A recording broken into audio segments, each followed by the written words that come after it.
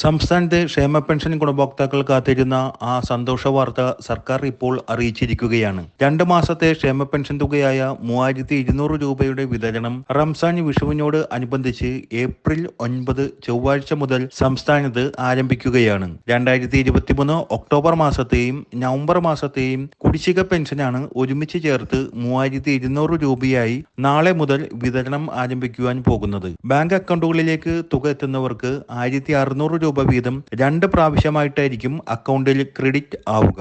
ഓരോ മാസത്തെയും പെൻഷൻ പ്രത്യേകം DBT സെല്ലിൽ നിന്ന് അയക്കുന്നത് കൊണ്ടാണ് 1600 രൂപ വീതം 2 തവണയായി ലഭിക്കുന്നത്. 1600 രൂപ വന്ന് ഏതാനും മണിക്കൂറുകൾക്കുള്ളിൽ തന്നെ രണ്ടാമത്തെ 1600 രൂപയും അക്കൗണ്ടിൽ എത്തുന്നതാണ്. 60 ലക്ഷത്തോളം വരുന്ന ക്ഷേമ പെൻഷൻ ഗുണഭോക്താക്കളിൽ 6,88,000 പേർക്ക് 200 രൂപ മുതൽ 500 രൂപ വരെ കേന്ദ്ര സർക്കാർ വിഹിതവുമുണ്ട്. സാധാരണയായി ആ തുക കുറച്ച് ബാക്കി 1100 മുതൽ 1400 രൂപ വരെയാണ് ഈ വിഭാഗത്തിൽ ഉള്ളവർക്ക് അക്കൗണ്ടിൽ എത്തിച്ചേരാറുള്ളത്. എന്നാൽ ഇത്തവണ ഇവർക്കും 1600 രൂപ കിട്ടും എന്നാണ് സർക്കാർ അറിയിച്ചിരിക്കുന്നത്. 6,88,000 പേർക്ക് കേന്ദ്ര സർക്കാർ വിഹിതവും സംസ്ഥാനം ഇപ്പോൾ അനുവദിച്ചിരിക്കുകയാണ്. ഇവർക്ക് കഴിഞ്ഞ വർഷം ഏപ്രിൽ മുതൽ കേന്ദ്ര സർക്കാർ പെൻഷൻ വിഹിതം മുടക്കിയ സാഹചര്യത്തിലാണ് കേരളം മുൻകൂറായി പണം നൽകുന്നത്. സാമൂഹ്യ സുരക്ഷാ പെൻഷൻ ലഭിക്കുന്നവരോടൊപ്പം സംസ്ഥാന സർക്കാരിന്റെ ധനസഹായം കൊണ്ട് ക്ഷേമനിധി പെൻഷൻ വിതരണം നടത്തുന്ന 16 ക്ഷേമനിധി ബോർഡുകളിലെ